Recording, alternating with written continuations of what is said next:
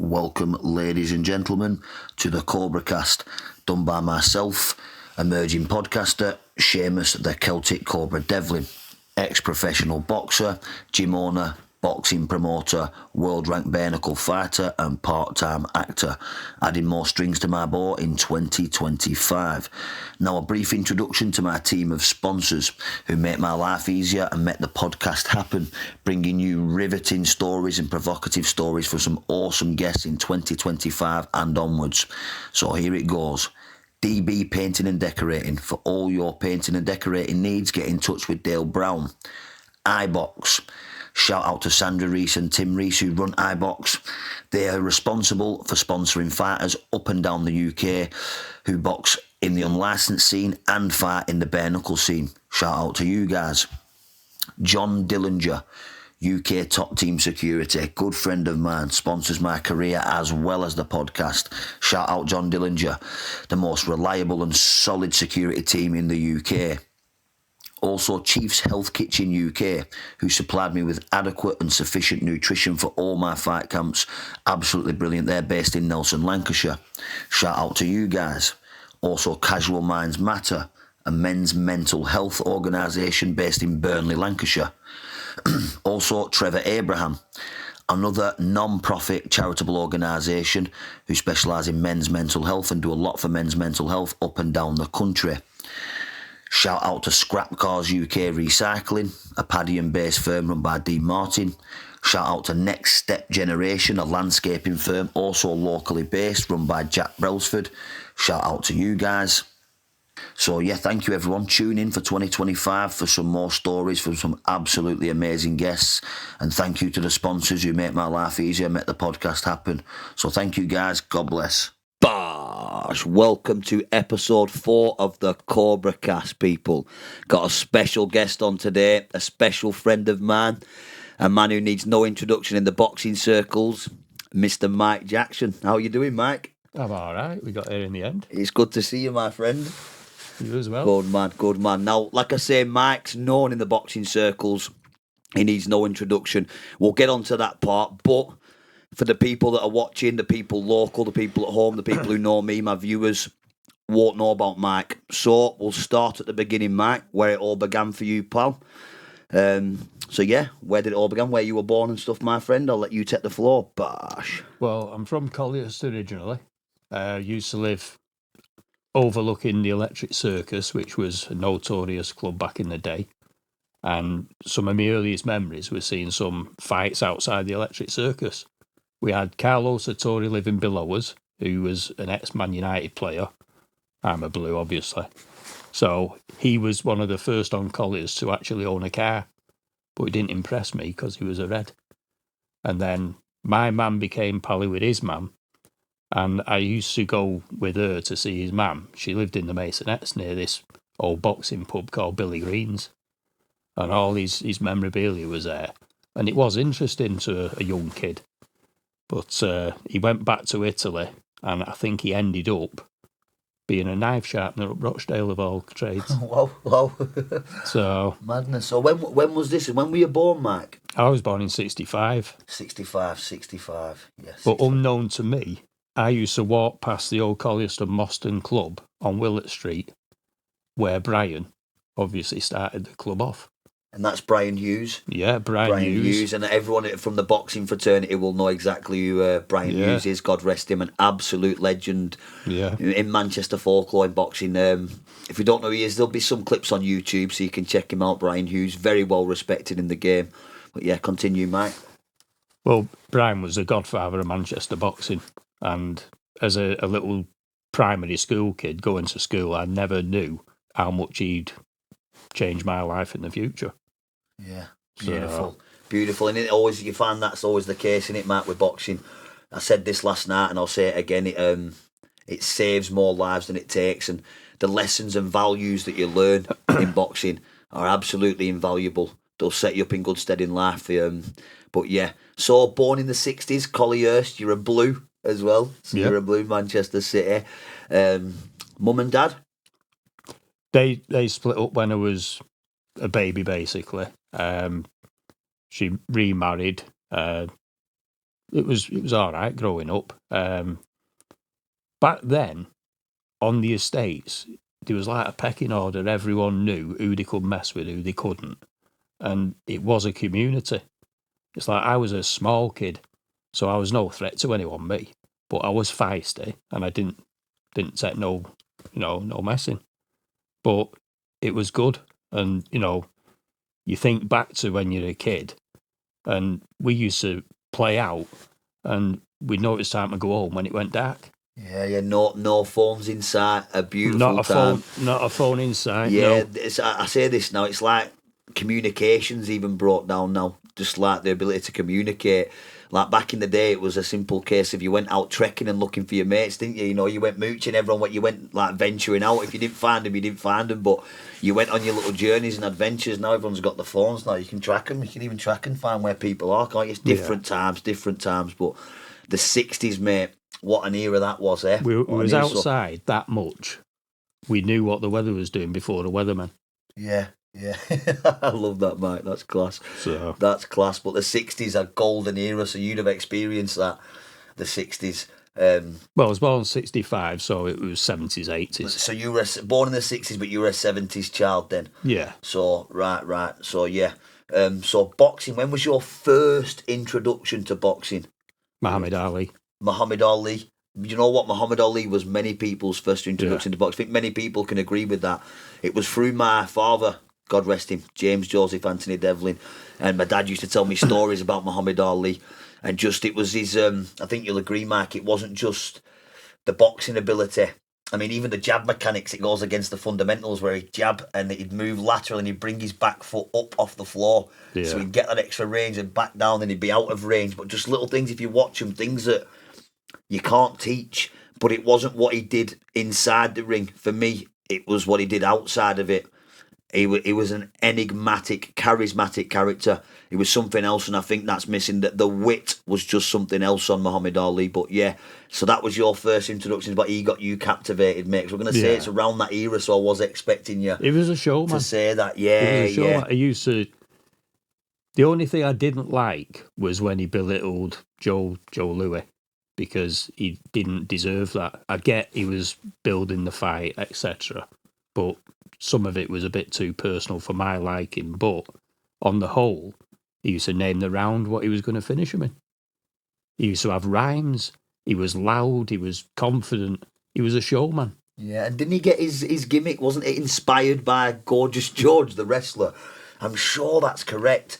Where did I see that? Was it I'm on not It sure. might have been on the movies, but I'm sure he was speaking to Gorgeous George and he's telling him, he's saying, listen, like they hate me, do you know, and that's what brings most of them in. That's what puts bums on seats. Have a gimmick. He was telling him that, and yeah, I'm sure I seen it on a film, and I think I read it somewhere. But yeah, it was unbelievable, mate. What a tale, what a story. So that was your introduction into boxing. Yeah. So when did you first actually breach the gap from like being a fan? Because I'm guessing you've always been a boxing fan, Mike. Yeah, I've always been a boxing fan, and I've liked certain styles. Like I used to like Charlie Magri.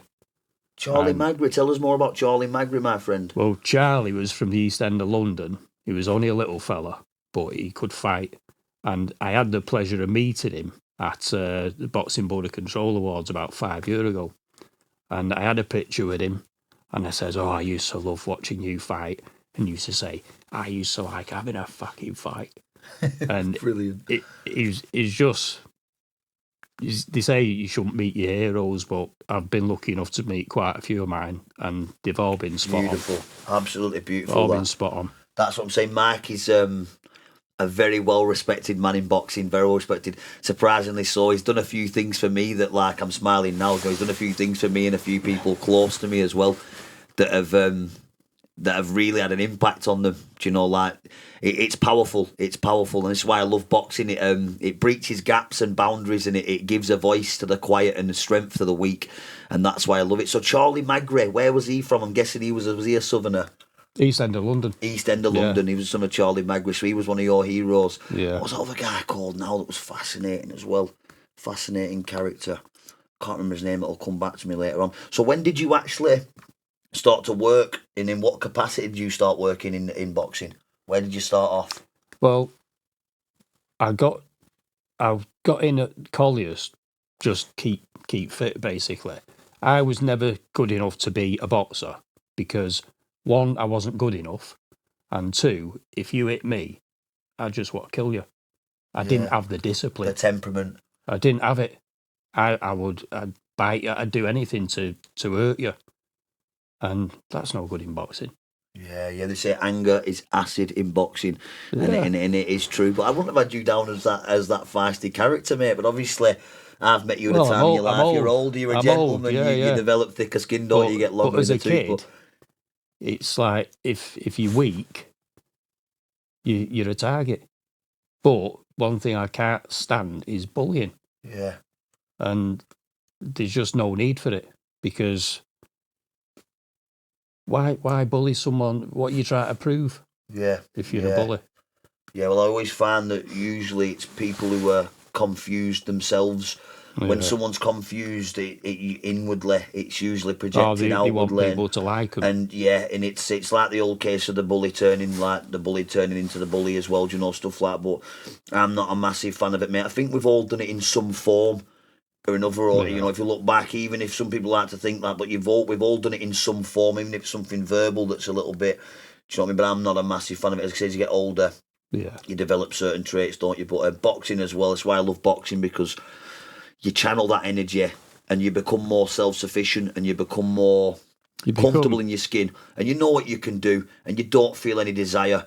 Most people, there's an exception for every rule. You'll always get a knobhead in boxing or in any field, but generally speaking, it develops well-adjusted individuals. Like I said, the values and principles that you learn in boxing. Before boxing, I wasn't the individual and the man that I am now. So yeah, even just my confidence and my self-esteem. But so you never got into the boxing. Did you have any amateur fights or anything at all? Just always nothing. No. So when did you know that this is the month? This is what I want to do in some capacity, but it's not the fighting. When was that moment you knew, like, this? I want to be in this game. This is the game for me. Well, I always respected anyone who got in the ring, and I was a big fan. I'm still a fan. And I used to train at Collier's, like I said. And one day, Brian come up to me and he said, "Do you think you'd give us a lift in the gym?" So I said, "Brian, I've never had a fight, amateur or pro."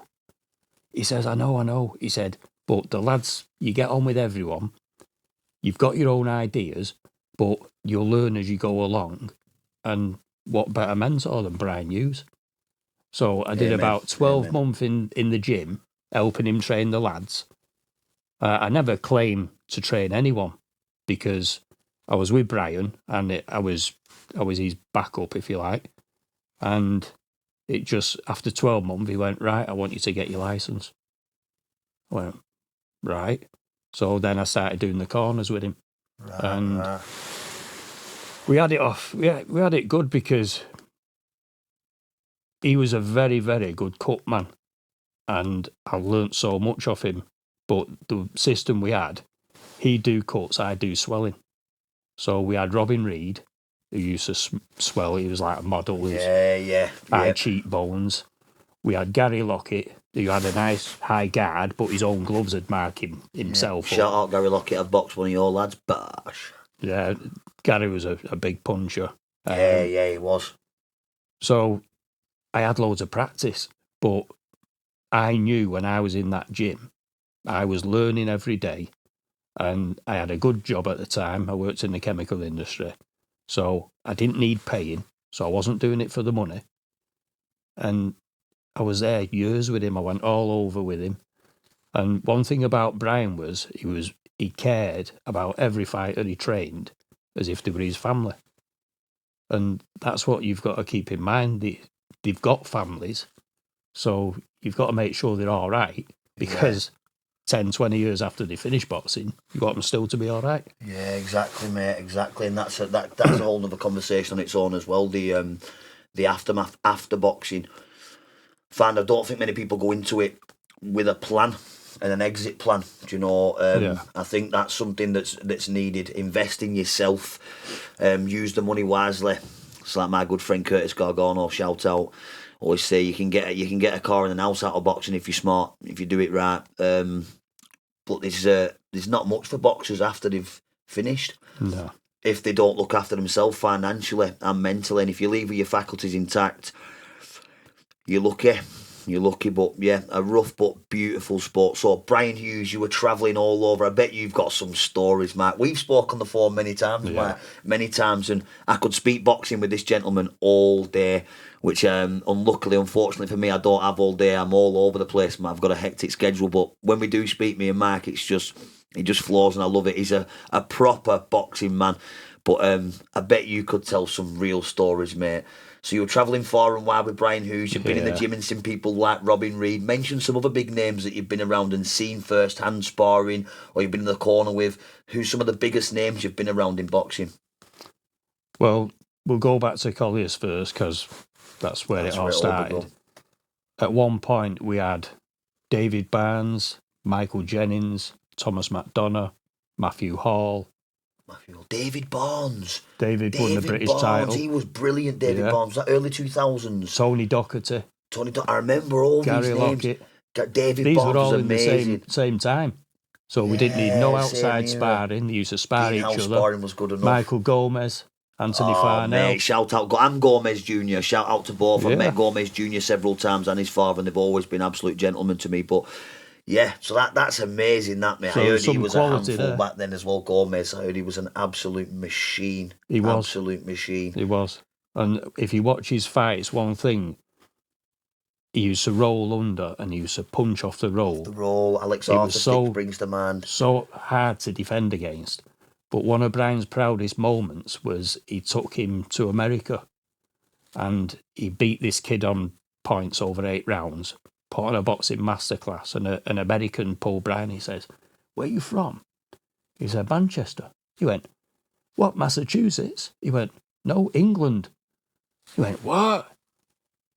That kid's a limey." And he said it was one of the best moments. Yeah. On the map, putting money on the map. But beautiful, mate, beautiful. So, have you ever worked in any capacity with Ricky Hatton, the People's Champion? I was with him 9 years as his assistant. 9 years. 9 years with Ricky Hatton. 9 years. Did you work with him as a cup man in? No, I was his assistant trainer. He was his assistant trainer. We had Zanat Zakyanov, he won a world title. Sergei Rabchenko, he won the European title. Rabchenko. Big puncher. I remember Rabchenko. Didn't he train? Because I remember he had the Hatton thing on the trunks and stuff. We trained him, yeah. Because I remember the strange thing is, I remember I've seen Mike on TV in the corners on big fight nights many times. He's go before I've even met him, or even it's a strange one, really, really strange. And then now he's sat on my podcast. What a beautiful thing, mate. But yeah, so Ricky Hatton, 9 years, mate. So I bet you got some tales there, some tales you could tell. Well, we had international matchmaker called Philippe Fondue, and he was a manager of Kirill Relic as well. He was another one. So because there was Eastern European fighters, they used to fight all over. So the furthest I went with Rabchenko was Australia. He boxed Anthony Mundine, got robbed on points. Before that, first of all, we flew to Brisbane with Zanat. He knocked someone out in 2 rounds. He hit him that hard, he didn't know he'd boxed. So that was a bit of a revenge for Brad Hoare, because this kid had beat Brad, and we met him over there and we said, "Oh, we'll get him back for you," and he did, big style. So then from there we went to Melbourne for Sergei's fight. Been Belarus twice, a place in Bulgaria called Vratsa. It was like a land that time forgot. Been there twice. Yeah. Ireland many times. Love going to Ireland. Oh, same, mate. Love it. Absolutely love Belfast. I think Belfast is my favourite fight city in the world, because the crowd are so knowledgeable. And yeah, and do you know what I found? The crowd was brilliant. They weren't hostile either. It was a Oh, they were hostile? They weren't with me. This is what I mean. I don't know. It was. Well, you're the Celtic Cobra. Yeah, and I suppose I had the colours as well. So yeah. But I was always going up against the Limerick boys. Shout out to the Limerick boys. Shout out to the Donovans as well. I've sparred one of those. Trust me, sharp as tacks. Those boys. Well, the first time was with Robin Reid when he beat Brian McGee. It was at the old King's Hall and it's one of the most hostile crowds I've ever seen. But to give them credit, after the fight, which we won, they were brilliant. They knew they'd seen a good fight. Robbie deserved it. I think he put him down 4 times. So it was good. And many people thought that, he beat the one and only Joe Calzaghe. Many people thought that he did. Well, I believe he won that fight now, but at the time, I thought the point off cost us a fight.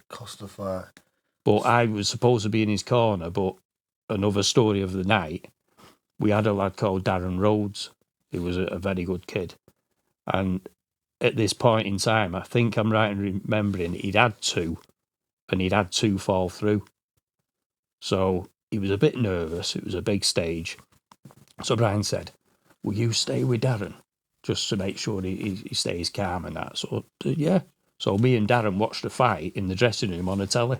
So I didn't actually do Robbie's corner. But you should have that now. For the Calzaghe. But Brian asked me to look after Darren, so that's what I did. Yeah, good man, Mike, good man. Yeah, that's amazing, that, mate. To even work in any capacity with those men it's priceless, isn't it, mate? And when you look back, the memories are thick and rich, mate, but it's a beautiful thing. You see, we skipped the home life pretty fast, didn't we, mate? We started off at the 60s and Colliers and we skipped straight to the boxing. This is what I mean about me and Mike. We just love boxing, mate. We just absolutely love boxing. So, you're still working in boxing now, Mike? That correct, present day? You're still working in boxing, still around the game? Yeah, very much so. I think I did 26 shows last year. This certain trainers use me for cuts and wraps, and sometimes you pick work up on the night, especially away fighters. Part of Jumbo's cutman team for the North, working for Matchroom. So big hello to Ian Jumbo. Shout out Ian Jumbo. Working for him next Friday, I think, at Altrincham. Is it Pat Brown turning pro? Pat Brown. He's topping it. Pat Brown. I think he's from Sale. From Sale. So then I'm at Farnworth the night after. Farnworth. I used to train in Farnworth. That was like my home away from home for a while. Yeah, I used to actually stop in the gym over there for weeks at a time. That's when I'd say I was at my best. The week after, Court Live with Alex Murphy. Alex Murphy. Shout out Alex Murphy. He was one of the gentlemen on the birthday message video to Billy. That was absolutely brilliant. That shout out Billy the Kid as well. Shout out Billy Johnson. Really talented kid, one of my best juniors. And Mike did me a favour. I asked if he could get a birthday message from a high profile boxer.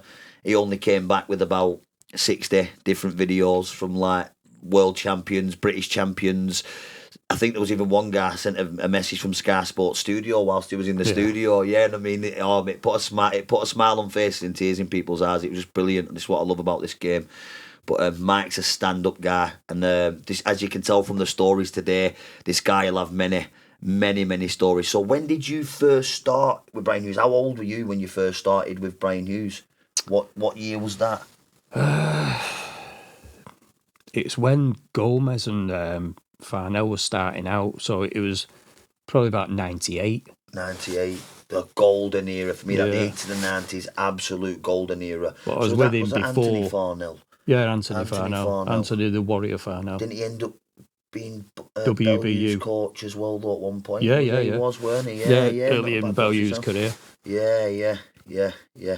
So plans going forward as well, mate, in boxing. You want to stick around for a long time. I can see you still going years to come, my mate. You've got that youth and exuberance about you and that youthful energy, mate. You love it, don't you? I can tell you love the game, mate. I do, yeah. I do. Don't matter if it's a big arena or a little small hall show or a hotel. Don't matter. A ring's a ring, no matter where you put it. Yeah. So back to the cuts as well. I was going to say, you're a cut man, aren't you? Yep. In the game. That's one of Wrap your... hands, I've wrapped your hands. Yeah, he has indeed. Wasn't there a picture that popped up not so long ago on Come up on memories. On you the memories. Put it up. And I will say this, between him and Joe Pennington, the two best hand wraps that I've ever had. Joe Pennington was great. I used to be able to cut them off and reuse them for the months following. Shout out to Joe Pennington as well, another legend from that way, North Side. Bosh. Clayton, yeah. Yeah, absolute, mate. What a funny guy. I love him. He's mint. Loves his dancing and stuff as well, doesn't he? He absolutely loves it. But a great boxing man. Cornered me a few times over in Scotland, another place I absolutely love going, Mark. Scotland, that's just a beautiful, the Crown Plaza. Shout out to Sam Kinnock as well. I was absolutely blessed, like yourself, to be alongside and work in any capacity with some of these men that are boxing royalty, as far as I'm concerned, like Peter Jackson, Derek Roach, who I've just spent with time with in Dublin at an ex-pro boxers reunion. Shout out to them guys, absolute legends. You'll know Derek, won't you, mate? The Rebel. The Rebel, that's it. The Rebel, mate. The Rebel by nature as well. But what a guy, mate. What read a his top book. guy. He's got a good book out as well. It's been out years, but I've read it and it's good. I only read autobiographies, mate. Because I like to see where people come from. I suppose I'm just nosy. Good man. But yeah, the Rebel, Derek Roach, check him out. What a guy. There's a music festival. It's the biggest Irish music festival. It's in Wexford. That's where he's from. He's invited me over there in August. I think there's quite a few that are from the ex-pro boxers reunion that are going to be going over there. But yeah, it's gonna be fun, mate. It's gonna be fun to say the least. But yeah, shout out Peter Jackson as well, Chris Emmanuel, Neil Simpson, Baz Carey. Shout out to all you guys. But yeah, so the boxing game, mate. The landscape is changing, Mark. I just want your opinion on the old misfits. You don't have to elaborate too much, but I've got my opinion on it as well. Just want your opinion on the old misfits boxing and the influence of boxing, mate. What's your thoughts on that, Paul? Times move on and money talks. So you can't knock them because of the money they're generating. But I do feel for your good, solid pros who have spent all their careers trying to get a fraction of what these guys are getting. 100%, mate. There's some good fighters going over there now as well, isn't there? You've got Joe Laws, who I box. Shout out Joe Laws. Yeah, I box Joe Laws. You Joe's can't now blame going. You can't, and if you've got an opportunity to make a lucrative amount of money, you're going to do it, aren't you? You're going to do it. And it's a short career. Yeah, and it's a risk either way. You're risking life. There's pros and cons to everything. It's like I teach my clients this in the gym. You're not a dictator. You don't tell them, listen, just do this. There's pros and cons to everything. I think the cons to it are there's a lot of eyes on it, and they'll all be thinking that's what boxing is, do you know? And like I said, pros and cons. There's a lot of people now in new eyes that will come onto it that might end up watching the bigger time boxing, so they are bringing other eyes onto it. It's a different audience, isn't it? A different audience. It might bring a fresh audience to boxing. It won't turn off the boxing audience who's established watching it. Yeah, true. They'll see it for what it is. So it is, like you said, it's got its place. It has its place. It's got its market. And like I said, I know some lads that'll be going over onto them boxing on it, and I know some of the lads that are trying to get on there. But yeah, I just wanted your opinion on it, because like the landscape's changed in general, not just misfits. I mean, in pro boxing, you'll agree. You've been around for years, so you'll know firsthand. It's not like it was in the 70s and 80s and 90s. Well, back in the day, there used to be posters published, and then it'd be up to you. You're a boxer, so there's your tickets, there's your posters. Off you go and sell them. So you'd have to think, right, how can I sell my tickets? You go around all the pubs, all the shops, and you pick your you put your poster up, and people would get in touch with you off that. And it was you had to work to do it. And I'll give you an example.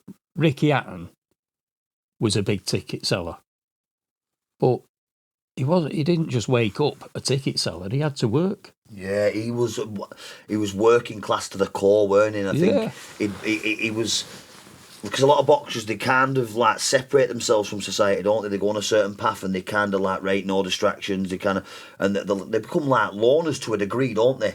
To a degree, but I think with Ricky, he was just like one of the lads in the boozer, weren't he? And I think one of the lads off the estate, and that's why everyone loved him. They could relate to him. And I mean, like I said, his proudest moment was taking 20,000, was it? Or how many he took over there? More than that, more like 30. I had mates who went and they didn't have a ticket. Insane. But they were there. That's the sort of... It's a cult following, that, isn't it? It's serious, that. But them times will not be forgotten.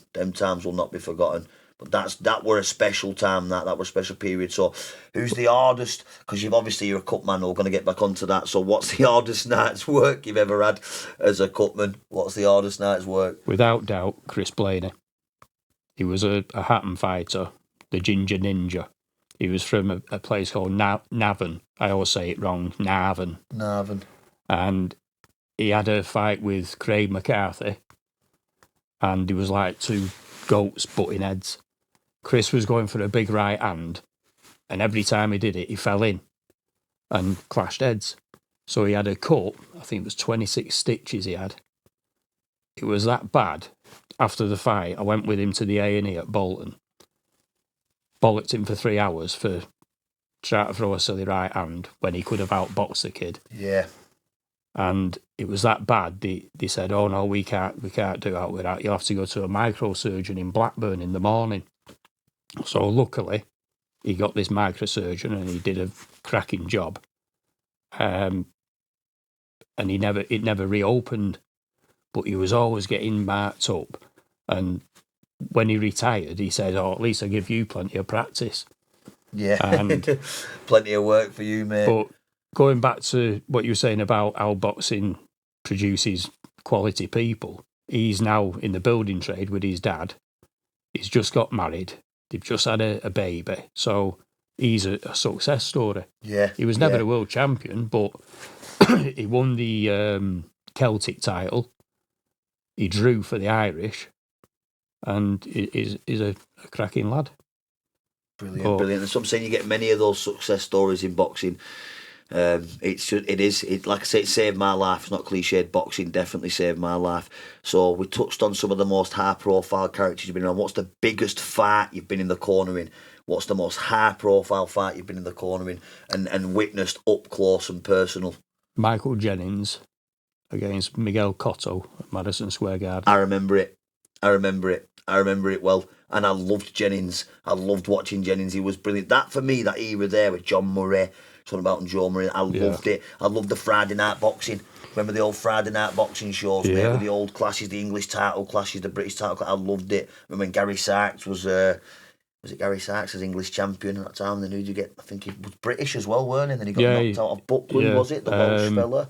And Andy Morris from Manchester. He was British as well. Mate, great period of time in boxing. That absolutely class. So that was the one, the most high profile fight you've been in the corner of. It was disappointing though, because we were convinced, Cotto or not, we were convinced, I was especially, that he was going to win. I think his last spar was 45 minutes long with 3 different sparring partners. He was that fit. Oh, so he was on the ball then for that. Oh, he was, and he was a good boxer, good movement, good. He had skills. A brilliant jab. I remember he had a lovely jab. Did Jennings a lovely jab? So Brian's game plan was to get Cotto past round 6 and then put it on him second half of the fight, because he was coming off the defeat where he got busted up by the illegal hand wraps off Margarito. Correct. So that was what Brian had in mind.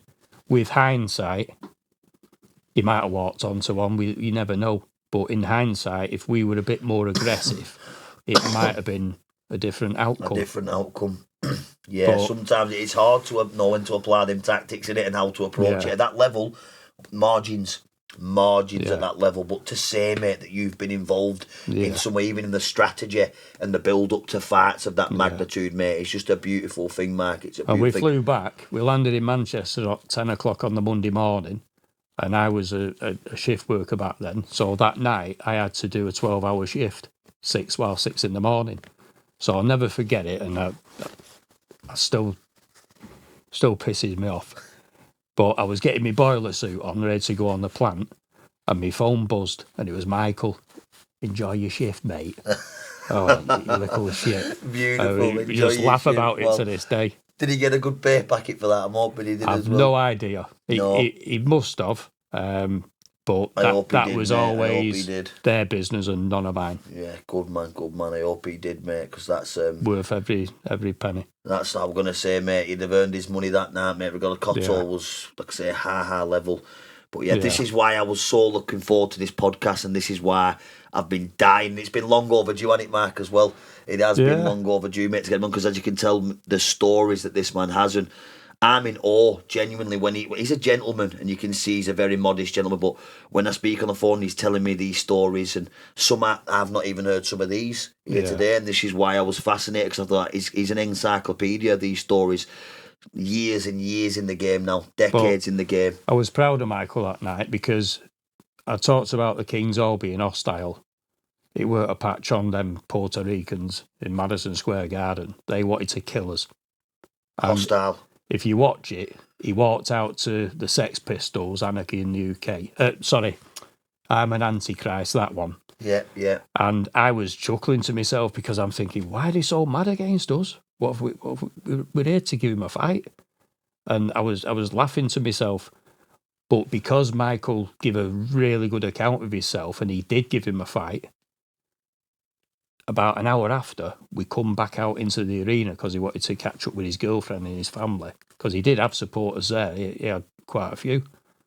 The same crowd who was wanting to kill us, and they'd all stayed on because they were showing Kelly Pavlik live from another part of America. Right, yeah. Kelly Pavlik, the ghost, was it? They were mobbing Michael, and the respect.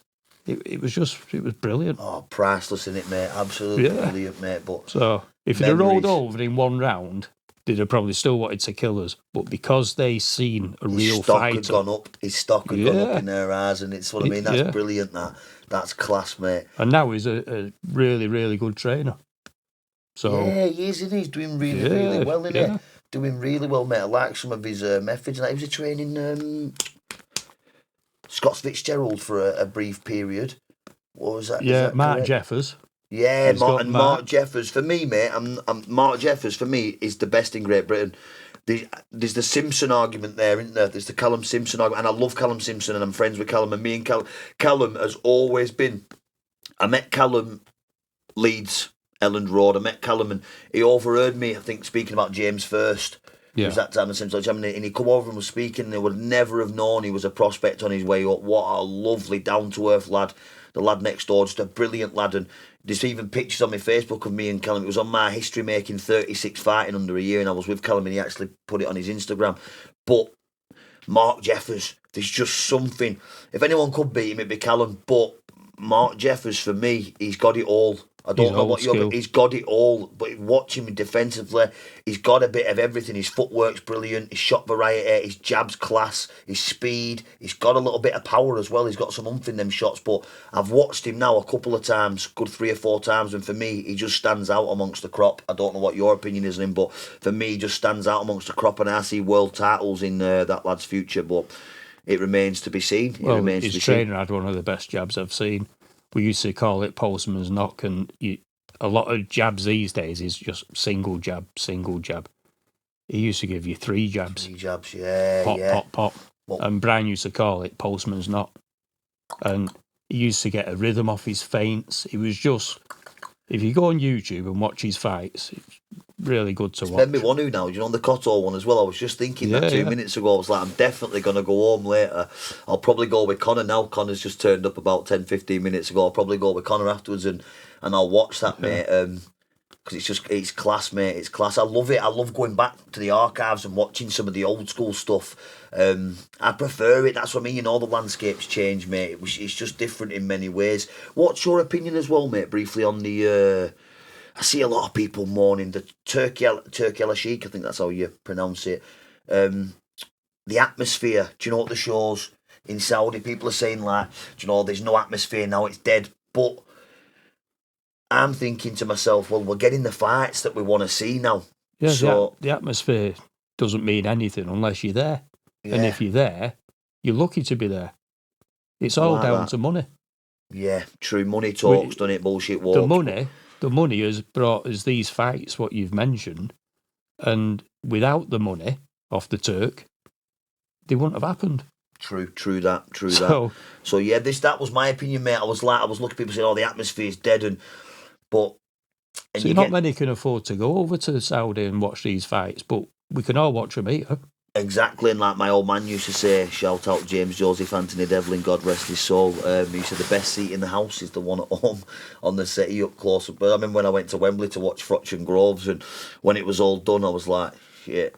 You come out and it was just a sea of people, and like, I've got to get out of here now. And you just want to like beam me up, Scotty, take me back home. But yeah, the best seat in the house is the one. But yeah, I just wanted your opinion on that, because I've seen a lot of people mourning on my Facebook and social media about the atmosphere. It's dead, and the nostalgia of the the old farts Ricky Hattons have, but nostalgia's not paying the bills, is it, mate? Nostalgia's not changing the life. So I think you'd go where the money is, and that's where the money is. But he's making the fights, isn't he, as well? You're watching the fight, you can't see the crowd. Yeah, that's it. But I'm just seeing the fights that are being put together in the cards now, mate. And I'm just like, finally, we're not being shortchanged. We're not, because for a while there, mate, I was getting a little bit disillusioned with boxing. I don't know about you, Matt, but you know, some of the political roots and the arguments on the belts as well, Mike. So I seen John Pegg. Shout out to John Pegg, love that guy. Sam Eggington's coach, and is he his manager as well? Yeah. He put something the other day about the belt system. You know, about there being the one belt or two belts, and I can't remember, something to do with the politics behind why they did it. But then someone else made a good point, saying that like the several belts, it works, you know what I mean? Because if there's only one guy's got hold of that belt, he can keep hold of it. Other people aren't getting a shot of it, you know, like. But what's your thoughts on that, mate? The belt system. Do you believe there should be one belt for the division, or do you? Well, there used to be 8 weight divisions, one belt, and then these world governing bodies came to light, and it's all money, sanctioning fees. Yeah. But it's getting ridiculous. Like, I've heard of, there's a diamond belt. They're making silly names up for some of these belts because it's Silver, just Commonwealth, diamond belt, WBO, it's just sanction fees. And it's all it all comes down to money. And I suppose it's always going to be that necessary evil that's there, isn't it? I don't think you're ever going to eradicate it. Boxing's a business, in the business precedes the sporting ethics. Quite often you find, but again, I have a love-hate relationship with boxing. I love the bare knuckle as well, but again, once they get bigger, the money becomes involved and politics become involved. But I just wanted your opinion on that, mate, because I've seen a few divided opinions on that. But I could talk boxing with this man all day. I don't even know how long we've been going for on this podcast, mate, but I could talk boxing with Mark all day.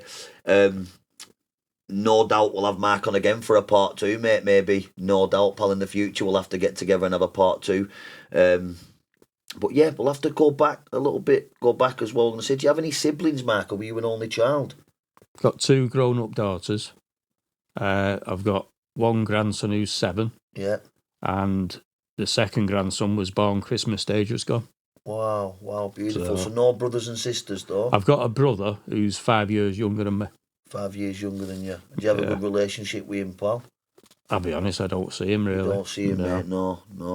Did a complete U-turn there, Mark, and just went back. So I thought we skipped it a little bit there. I knew it was going to happen, mate. I went back to the beginning, and within 5 minutes we were straight onto boxing, mate. But I knew that would happen, pal. Going back to involvement in boxing, I must say I've just had a really enjoyable week at Eccles Boxing School. I did cuts for this guy 2 years ago, Mustafa Marconi. He brought Courtney Pennington to box Jay Metcalf, and I was really impressed with him. He did remind me in a lot of ways of Brian, and that's one of the things why I kept in touch. So Alex has gone to Gleason's for sparring with Coach Brian Gardner, and it weren't very good. So I got on to him and I said, listen, if you can get to me mate's gym in Brooklyn, it'll be worth you going. So they managed to go. He ended up sparring with this Courtney Pennington, come back raving about the place, and then the other week, out of the blue, Mustafa, off his own bat, said, I'd like to come over for a week. So he's just paid to come over with his wife. He's been in the gym twice a week for the last week. He's flying back today. And what a genuine fella. But brilliant, his method is like, he's shown it. I mean, we've got a big fight in 2 weeks, so I'm not going to give away what he's been, too much been saying. Yeah. But his methods are just brilliant, and he does remind me of Brian. And I knew a lot of what he was telling him because I've already told him these things, but it's the way you can put it across sometimes. Yeah, how you convey it, and I think that's a skill. It's all. I always say your social skills, your communicative skills have to be as good as your knowledge or your fight IQ, otherwise you're screwed because you can't convey that information to someone. But that's why I feel blessed, because like some of the things that Pat Barrett's taught other lads on, and they've said and relayed that information to me. Where do you think Pat Barrett got that from? Yeah. He got that from, this is what I love about boxing. If you're switched on and you apply yourself and you're applicable, you can pick this up. And I've been to so many different gyms, Grant Marver Smith's gym, been to so many different gyms, all around the Midlands, Greater Manchester, and I've just picked at little things, implementing it into my own coaching style, and I've been blessed. And I've had people get some really good compliments, like John Murray, former British and European champion, when he came and did a seminar at my gym. And like I say, mate, I have to pinch myself sometimes, mate. I mean, John Murray even said he was listening to me speaking when I was coaching the lads, and I was giving them a little speech, and he said he had chills up his spine, and that he said he felt like coming out of retirement. And I was like, it proper put a smile on my face, mate. But absolutely blessed. Boxing doesn't it, mate? It gives you pearls. It gives you pearls. I don't know about you, but I'd be lost without it. I would be lost without it, mate. I'm sure I'd find something else. I'm an addicted person. I'd find something else to latch onto, but would it be as productive? It's in your blood, isn't it? Once it's got you, it's got you. And going back to Pat Barrett, what a puncher he was. Oh, frightening. Shout out Pat Barrett. I've boxed a couple of his lads. Niall Brown, I think he's going places. Give me an hard night, did Niall. He really did. But Pat Barrett was phenomenal, weren't he, mate? Yeah. British and European, fought for the world. Yeah, he fought Manning Galloway, but he didn't get going until too late in that. But Galloway was a disgrace that night. He was absolutely shocking. He didn't want to engage. He was on his toes. He ran away. And it's unfortunate because Pat should have boxed him at Wembley before. And Brian said to me, he thinks that word got to his camp how good Pat was looking. And they ducked out the Wembley date. And by the time the bell went at the GMX, Pat didn't believe he was going to fight him. So they messed his head up in the lead up, and he got the win. Yeah, psychologically, people don't understand. You can look at someone, your body's a third of it, the rest of it's psychological. And I've said before, I was saying to one of my lads before, that if this guy's stressed, he's wasted energy, it can affect your performance, can't it? When you've been pissed about and stressed, psychologically messed with, it's not good, mate. It can drain you and it can affect your performance. But Pat Barrett, phenomenal puncher. Pat was good enough to beat Galloway any day of the week, and he was good enough to be a genuine world champion. He was so relaxed. Shout out Pat Barrett. So relaxed, but what he's gone on to do, running the Colliers gym and becoming a promoter and giving his manager, lads, promoter. He's doing it all. Oh, he's fine. Do you know what? An absolute gentleman. Yeah. So, because you look at him, he doesn't look like the most approachable guy, does he? It's not like he is quite a menacing looking figure. Oh, but the moment you book by its cover. You can't mix. The moment you meet him, I mean, I boxed a few of his lads, and I'd go to the weigh-in straight over, handshake, hug. Very sincere, very, very sincere man. Always respectful, always professional, consummate professional. One thing I will say about Pat Barrett, he'll be late for his own funeral. He'll be late for his own funeral. He's never on time. Never ever on time. But he was, well, I'll have to say in his defence, he was always there when I used to turn up to weigh-ins and thinking, but you'll have had a great experience with him, so he'll know that I've been watching this, and when he watches it, he'll probably smile, mate. I hope he's laughing, yeah. Yeah, mate, what a guy. I hope so as well, because he's an absolute monster, but what a gentleman, he's produced world champions as well. Yeah, and I mean, I watched a video not so long ago where, and I loved it, mate. It was it Niall Brown? It might have been Niall Brown. It could have been one of the other lads. He's got a couple of lads, but he was going through the jab mechanics, the whip. No, it was Zelfa. Yeah. The whip and that jab, mate, and the whip. And I've learnt so much. That's why I've got one of the best jabs in bare knuckle business. Changing that the is speed a fact. As well. Changing the speed. But he's brilliant. He was breaking it down, and they were going on this one variant of the jab, and he was perfecting that one variant. And then at the end, he said, "Tomorrow we pick up where we left off." And and I loved it. And I thought, this is what's missing, that old school. It's like, right, no, we're not going on to 10-punch combos tomorrow. We're not going to we're perfecting that. We'll get the jab mechanics right. We'll get the technique, the shape and fight. I just loved it. The old school coaching is not going to miss with him. And you can see that there's that touch of Brian Hughes still there, mate. And it's absolutely class to see, mate. But beautiful. We'll probably have to wrap this up because everyone's got stuff to do today. I know the guy in the studio. Shout out Birdland Studios as well, letting us conduct another podcast in the studio. Mark, it's been an absolute pleasure having you on today, mate. No problem. I'll definitely have to have a part 2, mate. A fascinating character. There were stories there today that I didn't even know. an absolute boxing encyclopedia, mate, a proper man of boxing, and it was an honour and a privilege to have you on the CobraCast, mate.